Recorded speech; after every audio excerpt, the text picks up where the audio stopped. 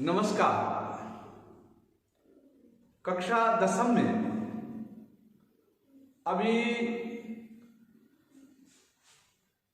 मनु भंडारी कृत पाठ एक कहानी यह भी चल रहा था, तो मैं आज की अतिथि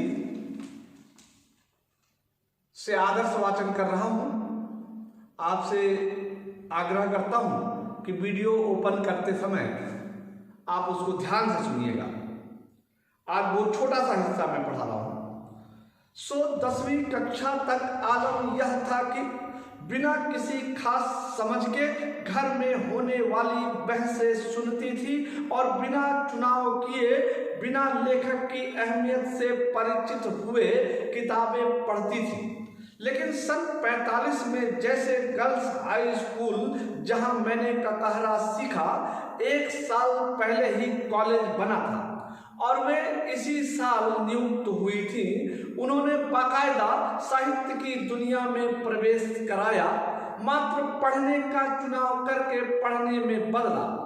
खुद चुन चुन कर किताबें दी, पढ़ी हुई किताबों पर बहसें की, तो 2 साल बीतते ना बीतते साहित्य की दुनिया शरतचंद्र, प्रेमचंद से बढ़कर जैनेन्द्र, अज्ञेय, यशपाल, भगवती चरण वर्मा तक फैल गई और फिर तो फैलती ही चली गई।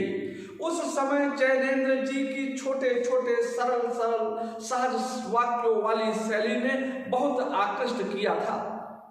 सुनीता उपन्यास बहुत अच्छा लगा था। अज्ञेय जी का उपन्यास शेखर एक जीवनी पढ़ा जरूर, पर उस समय वह मेरी समझ के सीमित दायरे में समा नहीं पाया था। कुछ साल बाद नदी के द्वीप पढ़ा तो उसने मन को इस कदर बांधा कि उसी झोंक में शेखर को फिर से पढ़ गई, इस बार कुछ समझ के साथ। यह शायद मूल्यों के मंथन का युग था।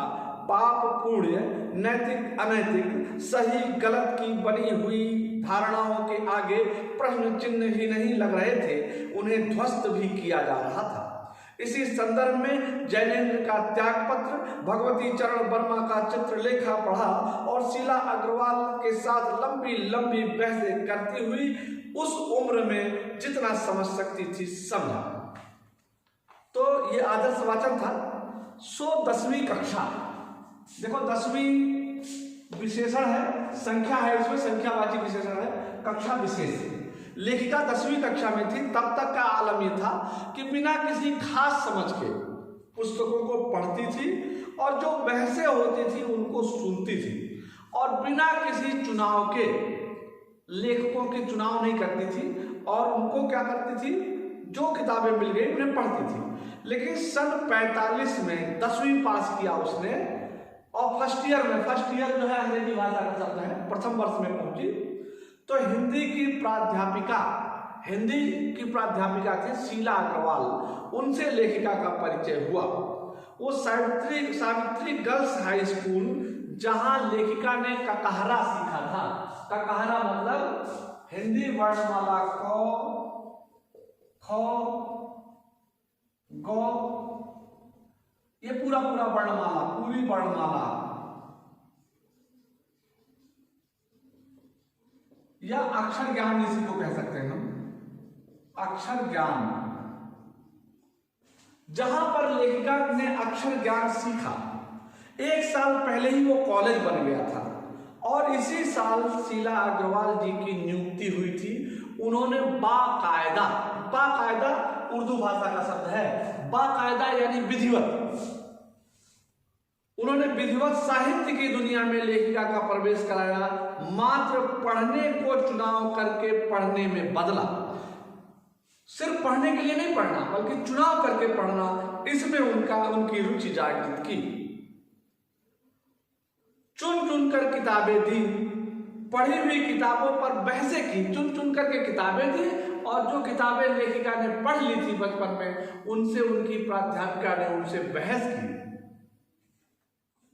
और इस प्रकार से 2 साल बीतते बीतते लेखिका की साहित्य की दुनिया शरत से प्रेमचंद से बढ़कर, शरतचंद्र चट्टोपाध्याय और प्रेमचंद से बढ़कर कहां पहुंच गई, जैनेन्द्र, अज्ञेय, यशपाल भगवती चरण वर्मा तक फैल गई। अब उनके साहित्य भी वह पढ़ने लगी और फिर तो फैलती ही चली गई। उस समय जैनेन्द्र के जो छोटे छोटे सरल सहज वाक्यों वाली शैली थी, लेखिका उससे बहुत प्रभावित हुई थी।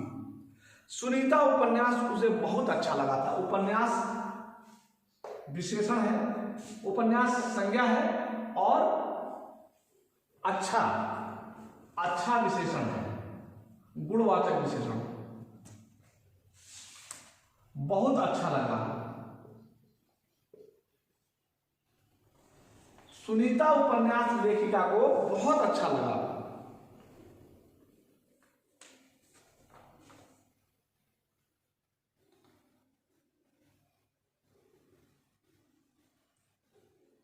इसके बाद अज्ञेय जी का उपन्यास पढ़ा लेखिका ने, शेखर एक जीवनी, लेकिन उसकी समझ अभी उतनी नहीं हुई थी कि जिससे वह समझ पाती इसे।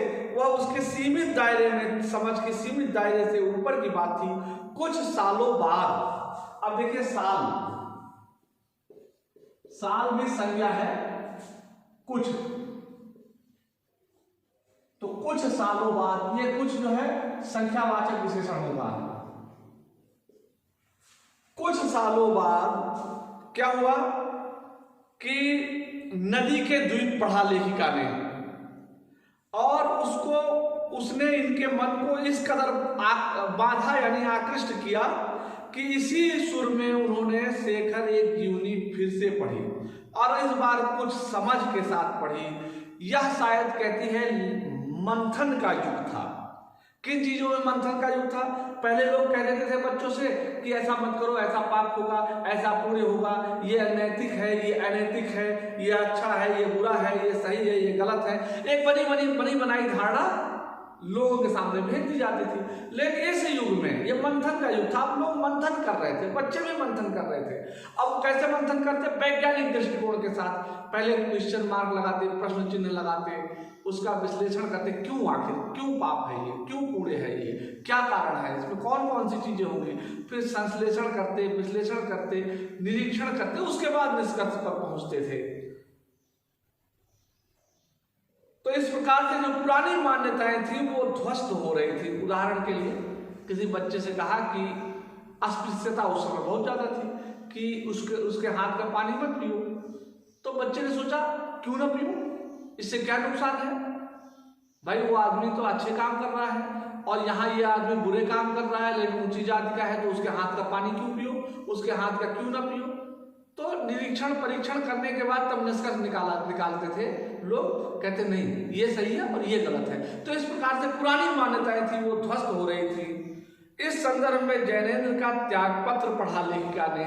त्यागपत्र एक उपन्यास है भारत पाकिस्तान बंटवारे पर, बहुत बढ़िया उपन्यास है। भगवती चरण वर्मा की चित्रलेखा पढ़ा। शीला अग्रवाल के साथ लंबी लंबी बहसें की। उस उम्र में जितनी समझ सकती थी लेखिका ने उतना समझा। आज के लिए सिर्फ इतना ही।